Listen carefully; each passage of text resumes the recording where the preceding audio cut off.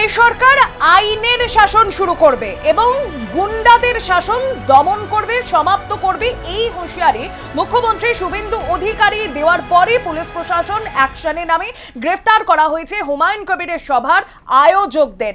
আর এই নিয়ে আমরা কথা বলেছিলাম রাজনৈতিক বিশ্লেষক নীলাদ্রি বন্দ্যোপাধ্যায়ের সঙ্গে।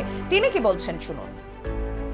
দেখুন, হুমায়ুন কবির তো যখন তৃণমূল সরকার ছিল তখনও উস্কানিমূলক মন্তব্য করেছিলেন, সাম্প্রদায়িক মন্তব্য করেছিলেন, ভগীরথীর জলে হিন্দুদের কেটে ভাসিয়ে দেওয়ার মতো কথা বলেছিলেন। কিন্তু তখন প্রশাসন, তখন মুখ্যমন্ত্রী তার বিরুদ্ধে গ্রেপ্তারি পরোয়ানা জারি করা ছেড়ে দিন, কোন রকম ব্যবস্থাও নেন।